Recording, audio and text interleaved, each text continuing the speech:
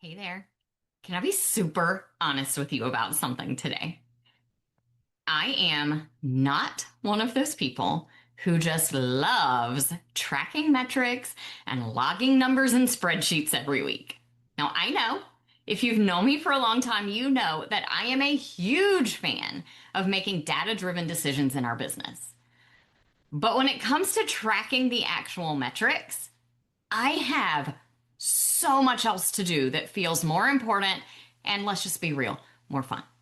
I am busy creating content, working with clients, selling products. There is just a lot going on. So here's what I have learned. If you're selling digital products or services, when it comes to your content metrics, you don't need to obsess over all the metrics and details like content creators who make money from ads or from sponsorships do. See, your content has a different purpose. It is there to grow your audience, to establish your expertise, and eventually to sell your offers. So when it comes to content metrics, we don't necessarily need to track as much as we need to track on our product metrics. So today I'm sharing exactly which data points I do pay attention to, how I track them without spending tons of time on spreadsheets, and why engagement matters so much more than views. This is especially for you if you are one of those people who loves data but just doesn't have time to track it constantly. So let's talk first about the difference between engagement and views. See, views are important when you're first getting started creating content because it kind of is one of the only ways we can tell if it's even making a difference. Is anyone even seeing the content that I'm putting out there? But once you are settled into a good content creation rhythm, you know kind of what your audience generally likes. You know how to get content out there and make sure people are, able to see it. Once you get into that rhythm, then the views become a lot less important than the engagement on the content.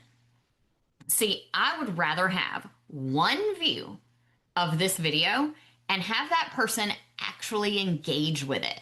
Maybe they comment on the video or they reply to the email and ask me a follow-up question or send a DM. Maybe they eventually become a client. I would rather have one person view my content and have them actually engage with it than have 100 views, but no one does anything. When it comes to tracking the engagement on your content, think about different metrics, not views, but things like how many people are commenting on your content if you're posting on a platform that encourages comments. How many people are clicking links? Are you getting sales of the products that you're talking about? Are people replying to your email or asking you questions about the content? Those are the metrics that will tell you two things. One, is your content actually making a difference for the people in your audience? Whether you're impacting their lives, their businesses, their jobs, whatever it is that you're trying to help them with. And it's the kind of engagement metrics that will make a difference in your bank account. When it comes to tracking these things, I keep things pretty loose and easy because I know that the platforms I use are gathering that data for me. So, for example, I use Buzzsprout to host my podcast. It's a great podcast hosting platform. And they have an app that I have added to my phone over maybe about the last year is when I have had that on my phone. And because I have it on my phone and I have notifications turned on, I get a weekly notification with how my podcast is doing this week. That will tell me total downloads and how each episode has performed this week, which is really nice because I can see if suddenly an older episode is getting lots of downloads or maybe an episode has continued to get downloads week after week for a month or more.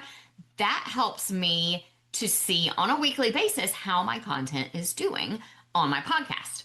Before I had the app, I would, let's be honest, forget to check for weeks maybe months. And I would really just rely on the monthly update that my podcast manager does for me. So it's really nice to have something that is proactively sending me that notification so I don't forget to look at it.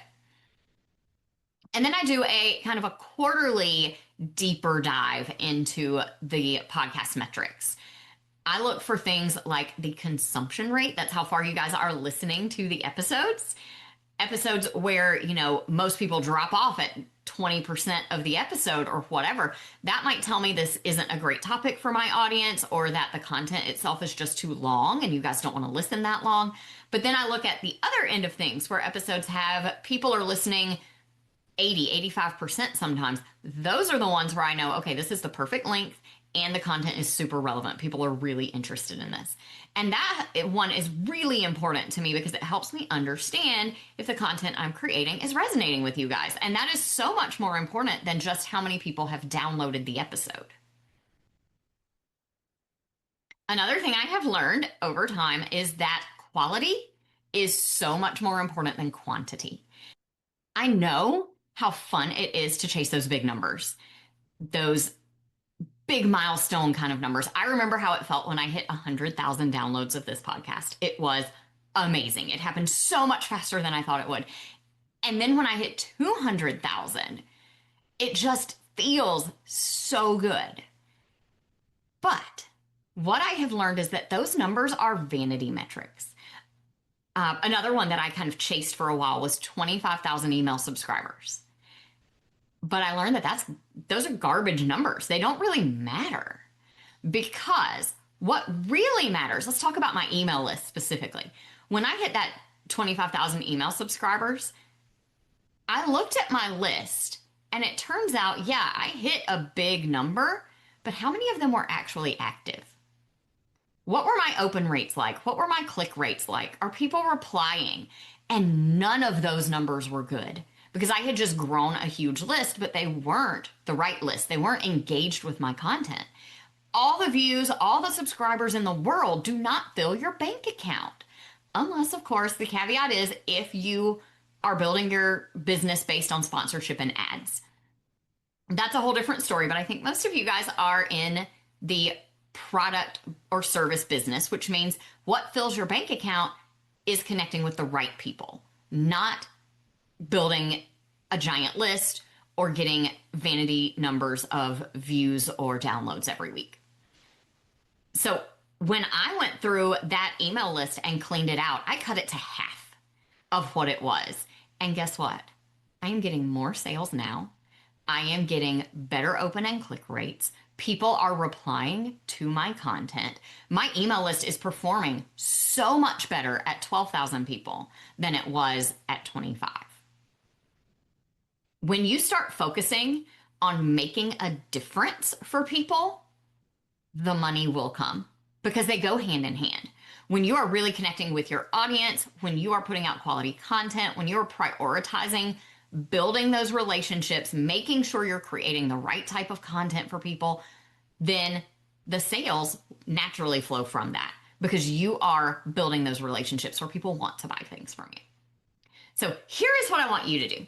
I want you to pick a platform that you focus on this week and really think through it and identify what your biggest, most important engagement metric is for that platform. Is it email replies? Is it YouTube video comments? Is it clicks or sales? Track just that one number for the next month and see how your content is doing. Don't try to create anything super fancy. You can drop this into a super simple Google Sheet, or even just write it down on a Post-it note somewhere. Don't create extra work until you really need to. But pick that one metric that you're going to track over the next month and then see what it teaches you about the kind of content that resonates with your people. And if your content's not resonating, maybe it teaches you need to try something different. For email marketing, stop chasing those big subscriber numbers and instead track how many people are opening, clicking, and replying to your emails. In fact, even those open rates can be a little inflated right now because of email filters and scanners and things like that. So really focus more on those replies and clicks and sales that you're getting from your content. So yes, if you are just getting started putting out content, you do need to look at those big numbers like views and things to make sure that your content is getting out there a little bit. But when it comes to where you really should focus your energy, focus it on those engagement and relationship building metrics. Really tracking if you are making a difference through your content for your people, because that is what really matters. It's what helps you make a difference in their lives, and it is what fills your bank account. It's what helps you sell your services, your products, your offers, and pays your bills. So your action step, like I said, for this week is pick that one engagement metric to track, whether it's comments, email replies, sales, whatever it is. Pick the one that matters the most for your business right now and start paying attention just to that one and what it can tell you to do to make your content even better. I'll talk to you soon.